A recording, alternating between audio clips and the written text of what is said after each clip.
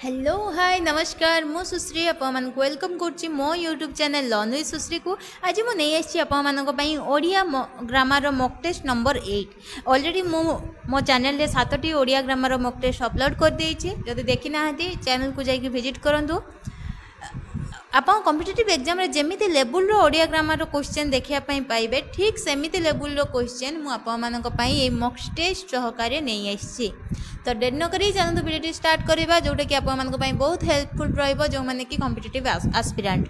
तो प्रथम क्वेश्चन कौन कही चलो देखा ना। प्रथम क्वेश्चन कही राजा पुरोहित मानू सुना मोहर देले ए जगह से कही रेखांकित पदटी क्यों कारक। रेखांकित पदटी मीन्स पुरोहित मानू यही जो पुरोहित मानक अंडरलाइन होती से केवल पुरोहित मानक शब्दटी क्यों कारक जाऊँगी सी पचार।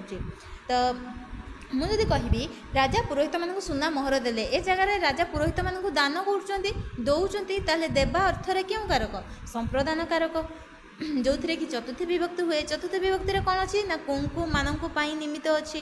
ताले ए क्वेश्चन राइट आंसर हो ऑप्शन नंबर डी संप्रदान कारक। जदि निर्दिष्ट एक स्थान निर्दिष्ट एक काल निर्दिष्ट एक समय को जदि सूचित करता से अधिकरण कारक जो थी कि सप्तमी विभक्ति हुए जो थी रे ठारे मानक ठारे। अपादान कारक कौन अपादान कारक जो थी कि गोटे जगार विच्छिन्न हो जाए जमी गचरू पत्र पड़ा ए जगह गचर तो अनेक पत्र से जगह गोटे पत्र अलग होगला विच्छिन्न होगला तले पड़गला ताले रू ठारू मानक ठारू जदि आसो पंचमी विभक्ति सी हो अपादान कारक। पुणी कर्मकारक कौन केमती चिन्हे ना कर्मकारक आप क्रियापद को क्या लगे क्वेश्चन करेंगे उत्तर जहाँ मिल आप कर्मकारक पाइबे नचेत कुंकु मानक द्वितीय विभक्ति आप खोजे। आ संप्रदान कारक देवा अर्थरे बा दान अर्थरे ही संप्रदान कारक होता है। Next question number 2। Question number 2 कौन ना बक्सीस क्यों प्रकार शब्द। बक्सीस क्यों प्रकार शब्द वैदेशिक देशज तत्सम तद्भव। ताले ए क्वेश्चन राइट आंसर हो ऑप्शन नंबर ए वैदेशिक। वैदेशिक शब्द कौन बक्सीस पुलिस सालिस आउ गिलास एगुड़ा सब हो वैदेशिक शब्द। देशज शब्द कौन देशज इड़ा ओडिशा एंडुरी ओडिया एगुड़ा सब हो देशज शब्द। तत्सम शब्द कौन ना जहाँकि संस्कृत भाषा सहित सामान तत्सम मीन्स संस्कृत भाषा सहित सामान। एग्जाम्पल जदि नेबे ताहले संस्कृत भाषा पर्वत कहुए सेमती ओडिया भी पर्वत।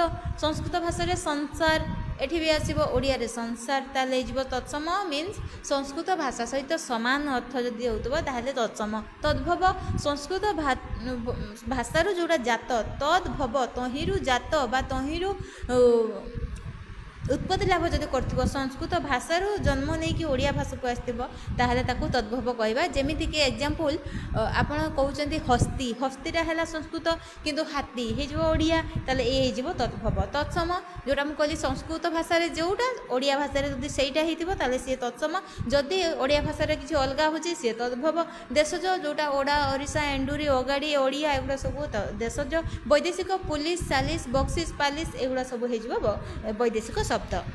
ताले ए क्वेश्चन राइट आंसर हो ऑप्शन नंबर ए वैदेशिक शब्द। नेक्स्ट चलते जानिबा क्वेश्चन नंबर 3 कौन कौच ना। क्वेश्चन नंबर 3 कही पंडित शिष्य मानक उपदेश देले यही वाक्य रे गौण कर्म को चिन्ह। ताले पंडित शिष्य मानक उपदेश देले यही वाक्य रे से गौण कर्म को चिन्ह कही। ताले आपण मु कही गौण कर्म आउडा है मुख्य कर्म। गौण कर्म केमती पाइबे मुख्य कर्म केमती पाइबे ना जदि क्रियापद को आम ये क्रियापद किए देले जदि क्रियापद को आम क्वेश्चन करवा कि कौन लगाई जदि क्वेश्चन करवा उत्तर रे जहाँ पाइबा सेटा हो मुख्य कर्म। आउ कहा लगे जदि क्वेश्चन करवा उत्तर रे आम जोटा भी पाइबा सेटा हो गौण कर्म। ए जगह देखंतु देले होची क्रियापद कौन देले उपदेश देले ताले उपदेशटा हो जगह मुख्य कर्म एवं कहा देले शिष्य मानक देले ताले से ए शिष्य मानक हो गौण कर्म। ताले शिष्य मान हो गौण कर्म उपदेश हो मुख्य कर्म। ताले सी पचासी आमको कौन ना गौण कर्म पचार। ताले ए जगह खोजा शिष्य मानक कौटी अच्छी ऑप्शन बी हो यार करेक्ट आंसर जोटा कि शिष्य मानक गौण कर्म।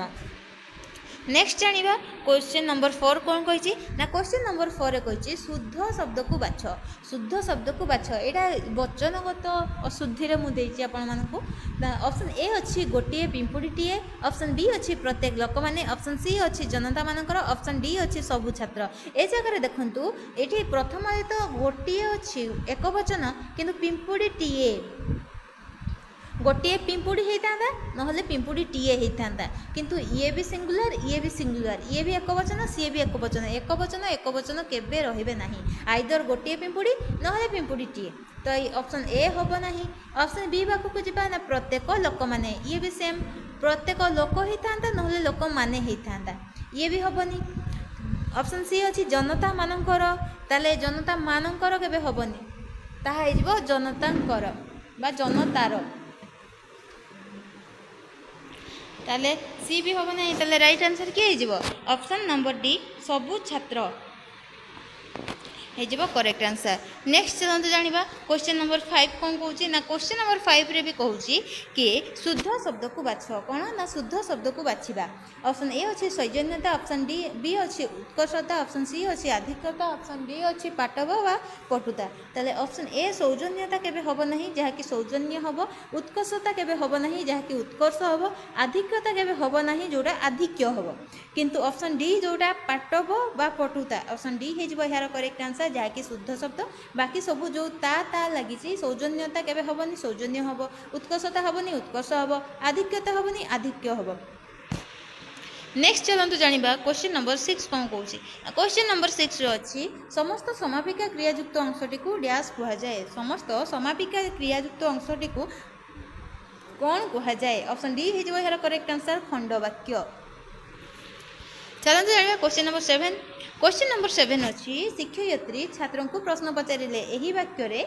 थिबा अशुद्ध शब्दर शुद्ध रूप कौन ना शिक्षयित्री छात्रों को प्रश्न पचारे ठीक अच्छे प्रश्न ठीक अच्छे छात्रों को ठीक अच्छे ताले अशुद्ध शब्द किए ना शिक्षयित्री शुद्ध रूप कौन हो ना शिक्षयित्री तो केबे हबनी कहीं जदि से शुद्ध रूप होता ताहले से कहीं पचार था तापर शिक्षयित्री केबे भी दीर्घईकार हेनी सौरे पुणी आसब ऑप्शन डी रे देखो शिक्षयित्री सबुठी देखो हर्षईकार भी हेनी ऑप्शन सी हो यार राइट आंसर शिक्षयित्री न होइकी शिक्षयित्री हम ताले ऑप्शन सी हो क्वेश्चन राइट आंसर चलते जाना क्वेश्चन नंबर 8 क्वेश्चन नंबर 8 कही प्रचेता प्रबाल प्रसादर रुचि नील निरुअबा फुटी बाहरुची एही यह क्यों अलंकार अंतर्भुक्त ये जो पदटा दिखाई यहाँ क्यों अलंकार अंतर्भुक्त से पचारि उत्प्रेक्षा उपमा जमक रूपक ए जगह मुझे कहवाई चाहिए कि उपमा अलंकार जोटि जथा परी तुल्य सदृश यूज होता है वाक्य जमक जमक हम ना पुणी रूपक भी हम ना रूपक ये क्या सहित तुलना कराई उपमेय उपमान अच्छी कि ना ताहले ए जगह देखु ध्यान दे देखु कि प्रचेता प्रवाह प्रसादर रुचि नील नीलु अबा फुटी बाहरुची ए जगह अबा गोटे शब्द देछि देखु अबा ए अबा ही आमको जनइब कि ये क्यों अलंकार अंतर्भुक्त ताहले अबा जदि व्यवहार होइतबो अबा किबा सतकी कि एगुड़ा जदि व्यवहार होइछि ताहले से जिवो उत्प्रेक्षा अलंकार जदि परि यथा तुल्य सदृश व्यवहार होइछि ताहले से जिवो उपमा अलंकार जेहेतु एठी अबा अछि तेणु करी एही जिवो ऑप्शन ए ही जिवो यार करेक्ट आंसर उत्प्रेक्षा अलंकार चलते जाना क्वेश्चन नंबर 9 कौन कही क्वेश्चन नंबर 9 कही केउटी एक सूर्यर प्रतिशब्द नुहे केउटी एक सूर्यर प्रतिशब्द नुहे ऑप्शन ए जीव दीनबंधु भास्कर आदित्य अरविंद ताले सूर्यर प्रतिशब्द आम जाने दीनबंधु भास्कर भी सूर्यर प्रतिशब्द आदित्य भी सूर्यर प्रतिशब्द किंतु अरविंद सूर्यर प्रतिशब्द नुहे कहीं ना अरविंद शब्दर अर्थ हो पद्म पद्मर प्रतिशब्द हो अरविंद ताले ऑप्शन डी हो यार करेक्ट आंसर जेहेतु से सूर्यर प्रतिशब्द नुहे कही ताले अरविंद जार अर्थ हो पद्म पद्मर प्रतिशब्द हो अरविंद चलते जाना क्वेश्चन नंबर 10 असिया कालर मसीहा रूढ़ीटीर सठिक अर्थ कौन ताले अति पुराणा मसीहा कालर कथा प्रकाश्य मसीहा कथा अतीतर कथा हेनी प्रकाश्यमय कथा भी हेनी मसीहा काल कथा भी हेनी असिया कालर मसीहा मीन्स अति पुराणा यही रूढ़ीटीर सठिक अर्थ हो अति पुराणा ऑप्शन ए हो 10 नंबर करेक्ट आंसर नेक्स्ट चलते जाना क्वेश्चन नंबर 11 कौन कही ना केउटी एक अमिश्र क्रिया କେଉଁଠି ଏକ ଅମିଶ୍ର କ୍ରିୟା। ମୁଁ ଆପଣଙ୍କୁ ଆଗରୁ କହିଛି କି ମିଶ୍ର କ୍ରିୟା କେମିତି ଚିହ୍ନିବେ ଆଉ ଅମିଶ୍ର କ୍ରିୟା କେମିତି ଚିହ୍ନିବେ।